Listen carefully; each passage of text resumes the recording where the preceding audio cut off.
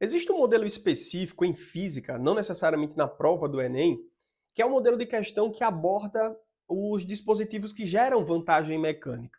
E o que seria, Daniel, um dispositivo que gera vantagem mecânica antes de tudo?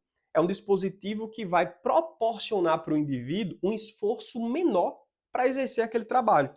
Por exemplo, na física a gente pode encontrar de forma bem comum em diversas questões o plano inclinado, a polia, no caso a polia móvel, a prensa hidráulica ou, por exemplo, uma alavanca, né? Vamos lembrar de cada caso.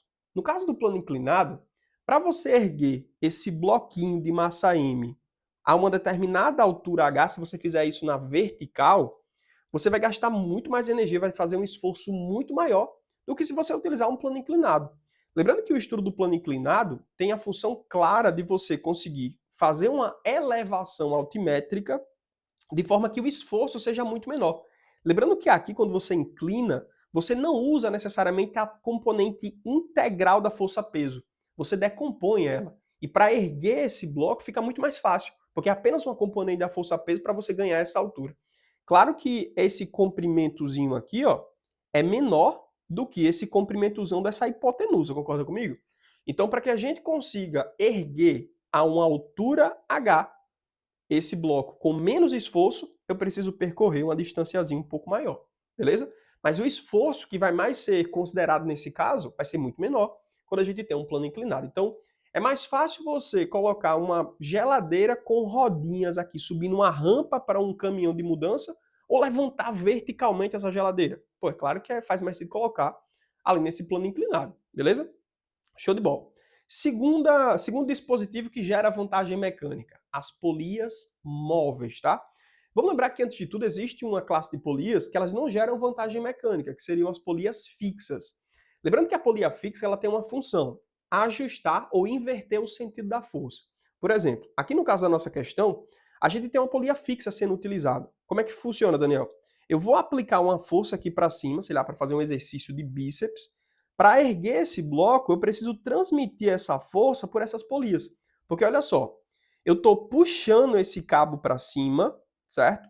Só que aqui, ó, essa força vai ser, essa tração será transmitida por esse cabo e a gente fez diversas inversões do sentido da força. Enquanto essa força está apontando para cima, aqui ela vai estar apontando para baixo. Aqui ela mudou de sentido de novo e aqui ela está erguendo esse bloco. Então, uma polia fixa, ela não gera vantagem mecânica, diferentemente do que acontece com uma polia móvel, tá? Por quê, Daniel? Olha só. Se eu exerço aqui uma força F nesse bloco que tem nessa polia, né? O que é que vai acontecer? Essa força F vai ser transmitida por todo o fio. Isso a gente precisa considerar que o fio é ideal, tá? Para que a força de tração seja transmitida integralmente. E eu quero que você note um ponto específico aqui nessa polia móvel. A força F vai estar aqui. E aqui também. Então, Daniel, quer dizer que para erguer um bloco que tem um peso equivalente a 2F, utilizando uma polia móvel, você só precisa exercer a força F. Exato. Então, cada polia móvel que eu instalo no meu sistema, eu consigo diminuir a intensidade dessa força pela metade, tá? Então, se eu tivesse duas polias móveis, a força se dividiria pela metade e pela metade de novo. Então, à medida que você coloca mais polias móveis no seu sistema, você vai dividindo pela metade ali a força que você aplica para erguer aquele objeto. Então, se esse objeto tem uma massa, né, um peso, consequentemente, aqui de 2F, com essa polia móvel eu consigo só exercer uma força F e já vai ser suficiente, beleza? Isso aqui seria o caso da polia móvel, que você consegue, com ela, dividir a força na metade, certo? Prensa hidráulica. Cara, prensa hidráulica também é um objeto de vantagem mecânica muito comum em vestibulares. Já apareceu algumas vezes na prova do Enem. E perceba que você consegue erguer um bloco muito pesado aplicando uma força bem menor, certo? A gente usa basicamente o princípio de Pascal, né? Se esse fluido for incompressível, a pressão vai ser transmitida. E a pressão que eu aplico aqui nessa área, ó, que é pequena, vai ser transmitida por esse sistema e agora eu vou aplicar numa área maior.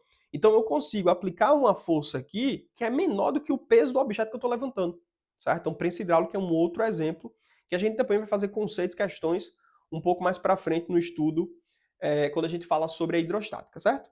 Já o estudo das alavancas, perceba que eu consigo erguer um bloco aplicando uma força bem menor. basta que eu tenha um braço de alavanca bem extenso. Inclusive tem uma frase bem famosa do Arquimedes, né? Dá-me um ponto de apoio e uma alavanca suficiente que eu consigo erguer o mundo.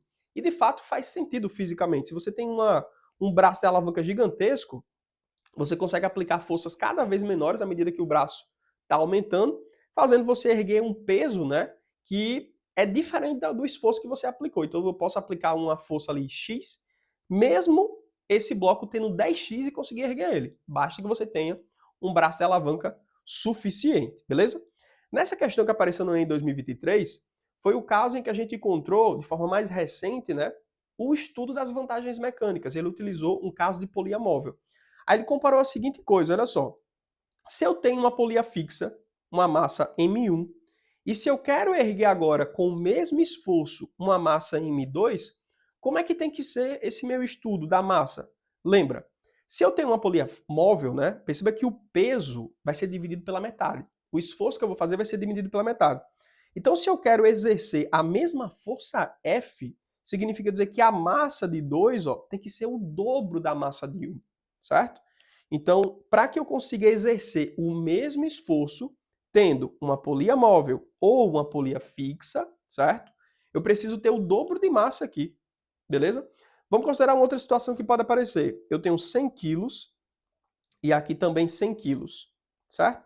Em consequência, usando a gravidade como sendo 10, a gente teria um peso aqui de 1000 newtons. Já aqui, ó, o peso também seria 1000 newtons, certo? O esforço que você vai fazer é um esforço de 1000 newtons. Já aqui, ó, o esforço é apenas de 500 newtons, certo? Porque você tem uma divisão da força ali naquela polia móvel. Então, o que é que a gente pode encontrar aqui na resposta dessa questão? Olha só. Para essa academia, qual deve ser a razão de M2 e M1 informada aos usuários? Lembra, se eu tenho uma polia móvel, o peso que você está exercendo, consequentemente a massa que você vai colocar ali, tem que ser o dobro para que você exerça o mesmo esforço. Então perceba que a razão de M2 por M1 tem que ser 2, beleza? Questãozinha que é bem simples de se resolver, mas é interessante que você domine, além do exemplo da polia, que de fato é o que mais aparece, esses outros estudos, esses outros equipamentos ali de vantagem mecânica, beleza?